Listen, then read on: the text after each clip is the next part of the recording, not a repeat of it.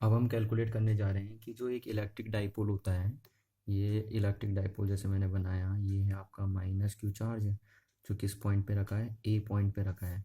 और दूसरा ये है आपका कौन सा चार्ज, प्लस क्यू चार्ज जो किस पॉइंट पे रखा है, बी पॉइंट पे रखा है। हमारा ये इलेक्ट्रिक डाइपोल है और इस इलेक्ट्रिक डाइपोल का ये सेंटर रहा और ये इस इलेक्ट्रिक डाइपोल की लेंथ हो गई है ना, 2L हमने ले ली इसकी लेंथ।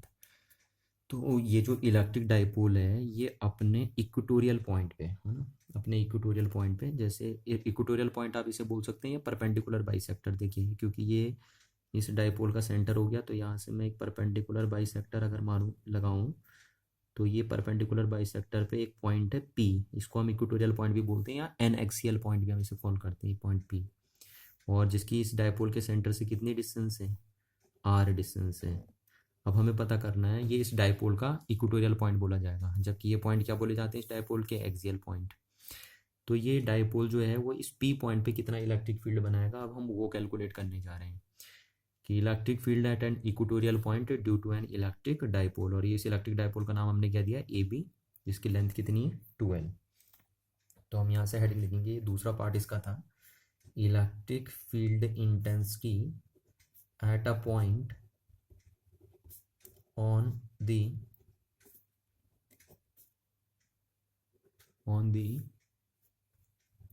Equatorial line. देखिए इक्वेटोरियल लाइन है तो इस पे जो पॉइंट बनेगा उसको हम क्या बोलते हैं, equatorial point, equatorial line of an electric dipole है ना, ऑफ एन इलेक्ट्रिक डाइपोल। तो जरा आप इसे ध्यान से देखेंगे तो हम क्या करते हैं, पहले हम कंसीडर कर लेते हैं एक डाइपोल आपका, है ना। तो आपका ये हमने कंसीडर किया कि consider an electric dipole, consider an electric dipole A B of length, कितनी लेंथ हमने इस डाइपोल की ली है, 2L, 2L लेंथ हमने इस डाइपोल की कंसीडर करी है। और ये पी पॉइंट हमारा जो है हम इसको भी कंसीडर कर लेते हैं कि ये लेट ए पॉइंट पी है आपका at a distance R from the centre of an electric dipole, जहाँ पे हमें क्या करना है, इलेक्ट्रिक फील्ड कैलकुलेट करना है। तो हम बोलते हैं let P B, let P B a point on the equatorial line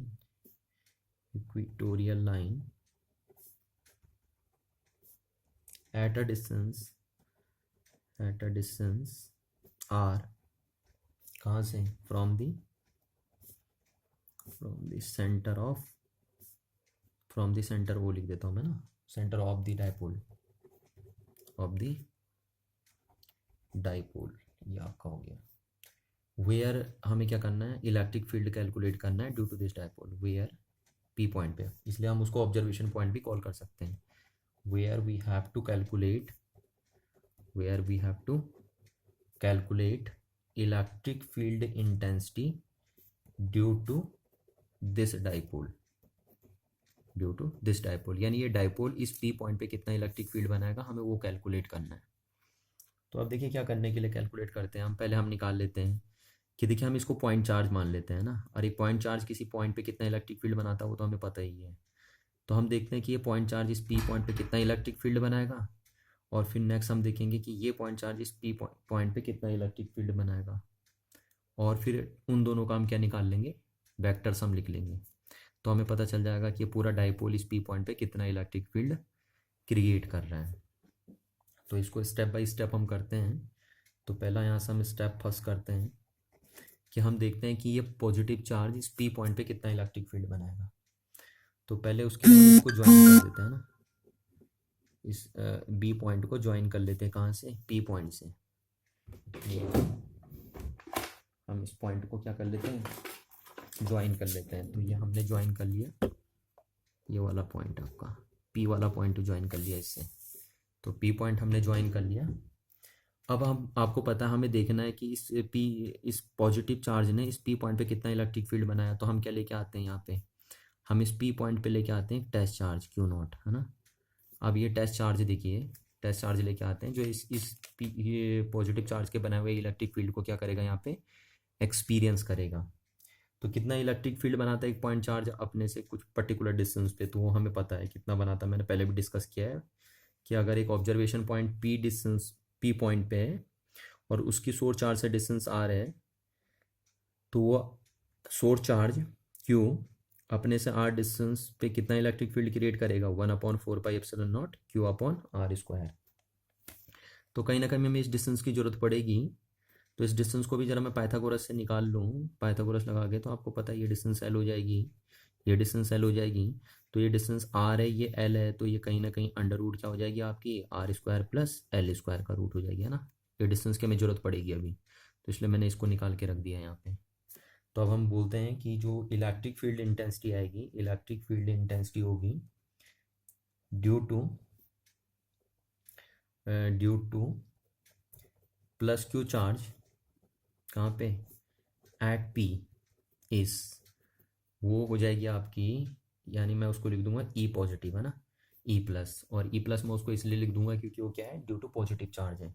कितना बनेगा देखिए, 1/4πε0 और Q magnitude of the source charge और अपॉन आर स्क्वायर, तो आर मतलब distance of the observation point from the source charge, तो ये बन गई आपकी, तो कितनी बन गई ये, है ना, बी पी का स्क्वायर बन गया, बी पी का स्क्वायर, तो बी पी ये रहा, उसका स्क्वायर बन गया आपका, तो इज इक्वल टू, अब देखिए मैं इसको इतना बड़ा ना लिख के लास्ट में फिर खोल दूंगा, तो मैं इसे के लिख देता हूँ शॉर्टकट करके, के बाद लास्ट में फिर हम इसे खोल देंगे दोबारा, और क्यू अपॉन सारा कांस्टेंट है तो इसलिए के लिख दिया, अपॉन बी पी का स्क्वायर, तो बी पी के सामने हम क्या रखेंगे, under root R square plus L square, और ये स्क्वायर है तो उसका स्क्वायर हो गया।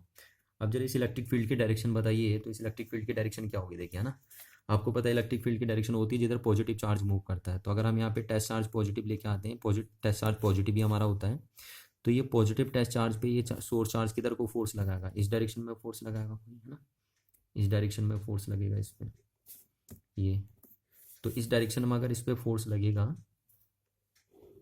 इस डायरेक्शन में फोर्स लगेगा, तो इसी डायरेक्शन में क्या होगा, इलेक्ट्रिक फील्ड की डायरेक्शन होगी, क्योंकि पॉजिटिव चार्ज इधर मूव करेगा और जिधर पॉजिटिव चार्ज मूव करता है वही इलेक्ट्रिक फील्ड की क्या होती है, डायरेक्शन होती है।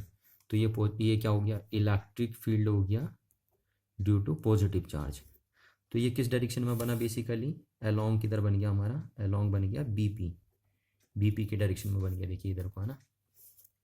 अब सिमिलरली हम निकालेंगे कि इलेक्ट्रिक फील्ड इंटेंसिटी क्या है, ये पी पॉइंट पे इलेक्ट्रिक फील्ड इंटेंसिटी क्या है due to this negative charge है, तो हम बोलेंगे electric field intensity at P due to minus Q charge, इस माइनस क्यू चार्ज ने कितना बनाना है, तो माइनस क्यू चार्ज कितना बनाएगा, तो उसको हमने ई माइनस लिख दिया, देखिए इसको वेक्टर लिख देता हूँ मैं पहले यहाँ पे, ई माइनस कितना बनेगा, वही 1/4πε0 और क्यू अपॉन क्यू मैग्नीट्यूड इस चार्ज का और अपॉन आर स्क्वायर, है ना, आर मतलब इस ऑब्जर्वेशन पॉइंट की इससे डिस्टेंस, ये डिस्टेंस, तो इसको भी हम ज्वाइन कर लेते हैं क्योंकि ये भी हमें चाहिए होगी ना कहीं डिस्टेंस, तो ये हमने ज्वाइन कर ली। अब अगेन हम पाइथागोरस लगा के ये डिस्टेंस निकाल लेंगे, ये एल हो गया, ये आर हो गया, तो ये कितना बनेगा आपका, under root R square plus L square, देखिए, है ना। तो ये क्या है आपको पता है, ये पॉइंट चार्ज यहाँ पे कितना इलेक्ट्रिक फील्ड बनाएगा, एक पॉइंट चार्ज अपने से आर डिस्टेंस पे कितना इलेक्ट्रिक फील्ड बनाता है, 1/4πε0 क्यू अपॉन आर स्क्वायर, और यहाँ पे आर स्क्वायर के सामने ये रहा आपका, तो यहाँ पे हम इसको लिख देंगे, कौन सी डिस्टेंस है ये, ए पी का स्क्वायर। अब इसको मैंने अगेन के लिख दिया, और ये के अपॉन ए पी का स्क्वायर कितना हो गया आपका, ए पी कितना हो गया, under root R square plus L square, और ये स्क्वायर आपका यहाँ रख गया। अब इस ई की डायरेक्शन क्या होगी देखो, है ना, तो फिर वही यहाँ पे अगर हमें ई की डायरेक्शन पता करनी है तो हम यहाँ टेस्ट चार्ज लेके आते हैं, और ये टेस्ट पॉजिटिव चार्ज इधर मूव करेगा वही इलेक्ट्रिक फील्ड की डायरेक्शन होगी इस पी पॉइंट पे। तो आपको पता है ये पॉजिटिव चार्ज किधर मूव करेगा, ये पॉजिटिव चार्ज इधर मूव करेगा, इस डायरेक्शन में मूव करेगा, तो ये इलेक्ट्रिक फील्ड की डायरेक्शन भी इधर को ही हो जाएगी, यानी ई माइनस की डायरेक्शन ही हो जाएगी इलेक्ट्रिक फील्ड की, है ना। तो इसकी डायरेक्शन क्या हो जाएगी, हम इसे लिखेंगे along P A, P A की डायरेक्शन में ये चले जाएगा, अलोंग पी ए ये चले जाएगा, देखिए आपका पी ए की डायरेक्शन में चले जाएगा। अब हमें पता है कि इस चार्ज ने इस पे कितना इलेक्ट्रिक फील्ड बनाया और इसने इस पे कितना इलेक्ट्रिक फील्ड बनाया, तो ये दोनों हमें पता है, और इस एंगल को अगर हम थीटा मान लें थोड़ी देर, है ना, कुछ, तो ये भी एंगल कितना बनेगा आपका, थीटा बनेगा, क्योंकि परपेंडिकुलर बाइसेक्टर है तो दोनों साइड से एंगल क्या बनेंगे, सेम बनेंगे। अब आपके पास क्या है देखिए, अगर मैं यहाँ से ये लाइन बनाऊँ, ये लाइन हमने अगर एक बनाई, ये बिल्कुल एकदम हॉरिजॉन्टल लाइन हमने यहाँ से बनाई, तो आपको पता है कि अब आप इन दोनों ई जो बने आपके ई प्लस और ई माइनस दोनों का मैग्नीट्यूड सेम है ना। यहाँ देखिए आप जरा, तो ई प्लस का जो मैग्नीट्यूड है वो किसके बराबर है, ई माइनस के मैग्नीट्यूड के बराबर है। बट डायरेक्शन में ही है एक दूसरे के क्या हैं, अलग अलग हैं। बाकी दोनों चीज़ों में मैग्नीट्यूड दोनों का सेम है आपका। तो अगर अब हमें इन दोनों का नेट निकालना है, इन दोनों का नेट निकालना है, तो हम यहाँ से क्या कर सकते हैं, हम दो तरीके से इसे कर सकते हैं। या तो आप क्या कर दीजिए, देखो आपको पता है ये थीटा बनेगा आपका, है ना। ये देखिए क्योंकि ये ऑल्टरनेटिव एंगल हो गए, तो इस थीटा से ये भी कितना बनेगा, थीटा। तो आपको इन दोनों वेक्टर के बीच का यानी एंगल पता है, कितना बन जाएगा, 2 थीटा बन जाएगा। तो आप चाहो तो वेक्टर एडिशन का रूल लगा के भी इन दोनों का नेट निकाल सकते हो। आपको पता है, अगर दो वेक्टर का मैग्नीट्यूड आपको पता है और उन दोनों वेक्टर के बीच का एंगल आपको पता है, तो आप क्या कर सकते हैं, आप उन दोनों वेक्टर का नेट निकाल सकते हैं। तो अभी मैं यहाँ पे नहीं कर रहा हूँ क्योंकि कुछ बायोलॉजी वाले भी बच्चे होते हैं, तो मैं दूसरे तरीके से कर रहा हूँ। आप दो तरीके से कर सकते हैं। देखिए आपको इन दोनों वेक्टर का मैग्नीट्यूड पता है और इन दोनों वेक्टर के बीच का एंगल पता है, तो आप वेक्टर अलजेब्रा का रूल लगा के यानी parallelogram law of vector addition लगा के भी सॉल्व कर सकते हैं। या फिर आप क्या करिए, दो वेक्टर का जो एडिशन करना है वो आपने पहला तो क्या किसके तरीके से किया, लॉ ऑफ वेक्टर अलजेब्रा के तरीके से। या फिर अगर आपको लॉ ऑफ वेक्टर अलजेब्रा नहीं लगाने हैं, यानी parallelogram law of vector addition नहीं लगाना, तो आप कंपोनेंट बना के भी इसे सॉल्व कर सकते हैं। देखिए तो मैं इसे कंपोनेंट बना के सॉल्व कर देता हूँ। देखो तो आपके इस ई प्लस के दो कंपोनेंट बनेंगे। देखिए पहला एक कंपोनेंट ये बना इसका, है ना, तो ये बनेगा इसका ई प्लस, और ये थीटा है अगर, तो ई प्लस ये बन गया आपका sine theta, E plus sine theta. और दूसरा ये बनेगा इसका ये हॉरिजॉन्टल कंपोनेंट, ये ई प्लस का वर्टिकल कंपोनेंट बना, ई साइन थीटा। और दूसरा कंपोनेंट इसका ये बनेगा ई प्लस कॉस थीटा, ये इसका हॉरिजॉन्टल कंपोनेंट बन जाएगा। अब सिमिलरली अगर हम बोलें तो इस ई माइनस के भी हम दो कंपोनेंट अगर बनाएं, मैं कंपोनेंट से यहाँ कंपोनेंट मेथड से सॉल्व कर रहा हूँ यहाँ पे, है ना, मैं वेक्टर अलजेब्रा की रूल लगा नहीं रहा हूँ। तो मैं नेट जो वेक्टर निकाल रहा हूँ इसका और इसका वो कंपोनेंट बना के निकाल रहा हूँ, इन दोनों का रिजल्टेंट कंपोनेंट बना के निकाल रहा हूँ।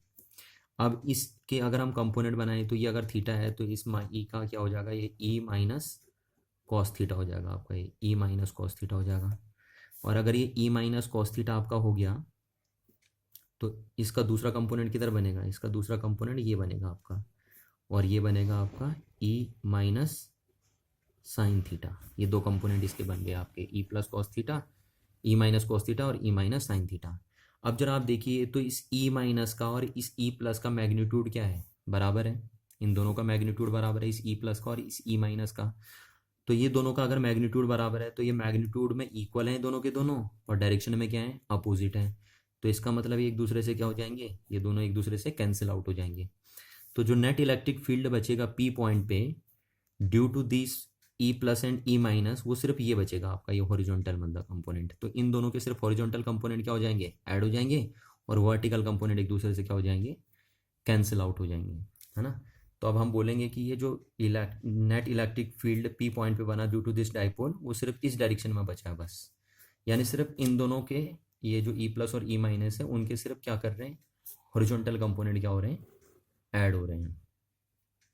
तो यहाँ से हम बोल सकते हैं स्टेप सेकंड अगर हम करें, यहाँ से step second step by step हम इसे फॉलो कर रहे हैं, तो हम बोल सकते हैं कि therefore net electric field intensity eight point P, है ना, net electric field intensity eight point P, net electric field intensity eight point P is only due to is only due to horizontal component of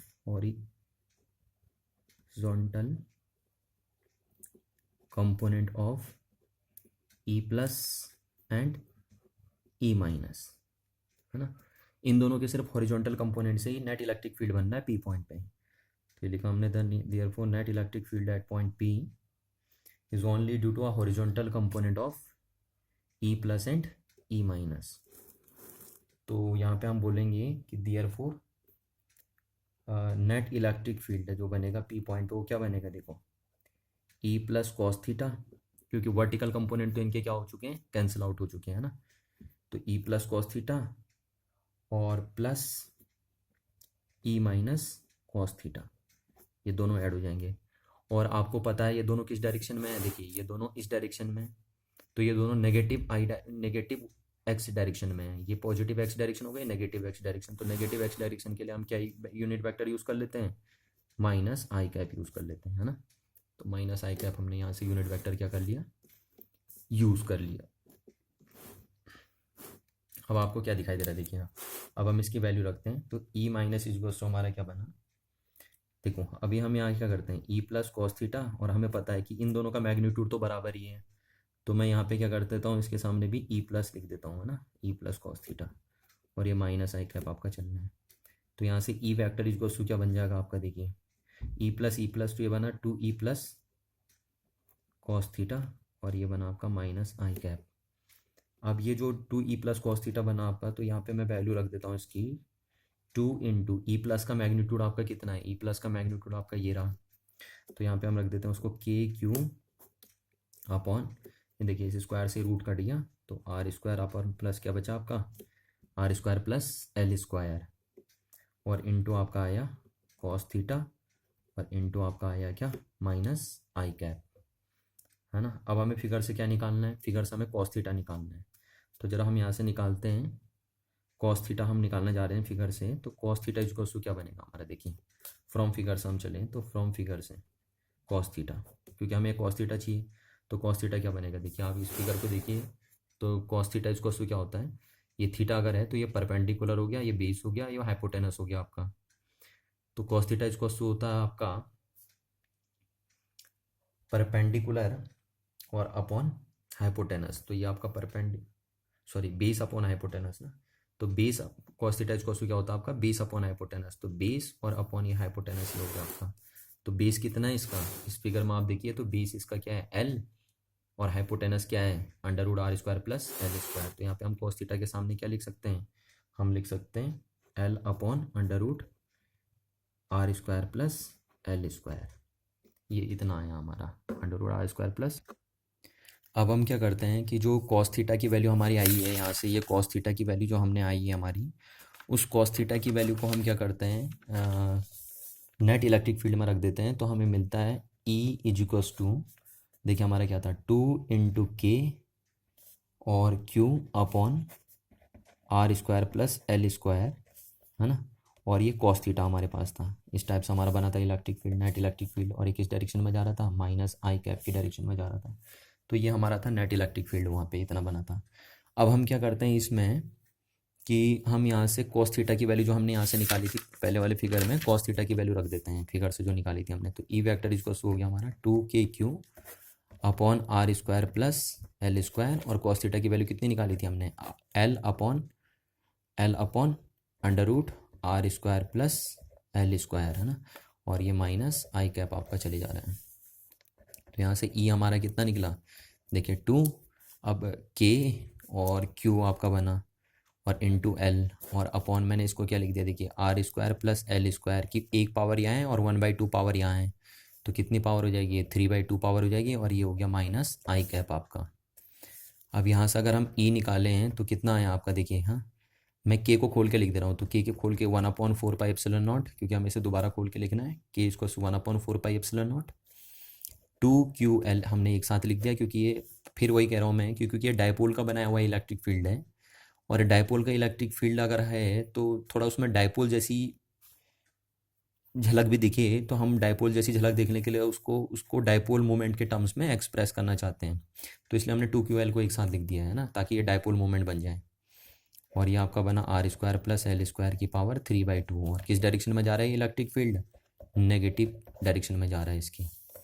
तो यहाँ से हम बोल सकते हैं कि 2ql इक्वल टू क्या हो जाएगा, देखिए है ना, आपको पता है, ये देखिए यहाँ से मैं ऐसे लिखता हूँ 2l इंटू क्यू, तो either charge into distance between two charge क्या बन जाता है, डायपोल मोमेंट।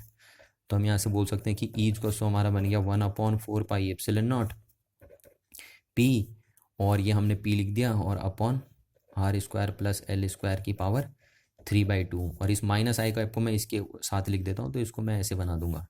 तो कहने का मतलब है कि इक्वेटोरियल पॉइंट पे जो इलेक्ट्रिक फील्ड है, वो जो डायपोल मोमेंट है उसकी डायरेक्शन के अपोजिट है। देखिए माइनस साइन यही बताता है कि पी और ई क्या है, अपोजिट डायरेक्शन में है।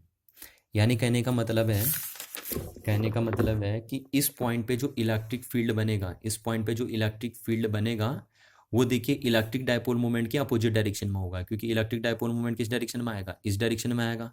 और इस पॉइंट पे नेट इलेक्ट्रिक फील्ड किस डायरेक्शन में आएगा, इस डायरेक्शन में आएगा। तो यहाँ से ये फॉर्मूला आपको यही बता रहा है कि जो इलेक्ट्रिक फील्ड है और डायपोल मोमेंट है वो दोनों एक दूसरे के कैसे हैं, अपोजिट डायरेक्शन में है इक्वेटोरियल पॉइंट पे। तो यहाँ ये हमारा नेट बना फाइनल एक्सप्रेशन, है ना। अब हम इसमें एक एजम्पशन लगाते हैं। देखिए क्या एजम्पशन हम यहाँ पे लगाते हैं कि हमारा एजम्पशन बेसिकली ये चलेगा कि हम इसको स्पेशल केस बोल देंगे, स्पेशल केस, क्योंकि देखिए नीचे अच्छा नहीं लग रहा है ये कुछ भी, है ना। नीचे इतना बड़ा टर्म है तो आप इसके बेस पे कुछ प्रिडिक्शन नहीं कर पाएंगे इजीली, आप कोई ऑब्जर्वेशन नहीं ले पाएंगे या कोई प्रिडिक्शन आप नहीं कर पाएंगे। तो हम इसको थोड़ा डिनोमिनेटर जो है उसको थोड़ा हम आसान करते हैं। तो आसान करने के लिए हम क्या करते हैं, इसमें स्पेशल केस हमें पता ही है कि जो डायपोल की लेंथ होती है वो काफ़ी छोटी होती है ऑब्जर्वेशन पॉइंट के रिस्पेक्ट में ना, क्योंकि डायपोल की लेंथ मैं शुरू से ही आपको बताते आ रहा हूँ कि 1 एंगस्ट्रॉम के रेंज की होती है लगभग। तो हम यहाँ से बोल सकते हैं कि जो डायपोल की लेंथ है, डायपोल की लेंथ का भी तो ये आधा है ना। डायपोल की लेंथ तो हमने 12 मानी है। तो डायपोल की जो लेंथ है वो काफ़ी कम है किसके कंपैरिजन में, distance of the observation point from the centre of a dipole से। तो यहाँ से हम अब अगर इसमें एल स्क्वायर ऐड करें ना करें कोई फ़र्क नहीं पड़ता, तो हमारा ई रह जाता है 1/4 pi epsilon not minus P, है ना। माइनस तो यहाँ पे डायरेक्शन बता रहा है टोटली, बाकी कुछ नहीं बता रहा।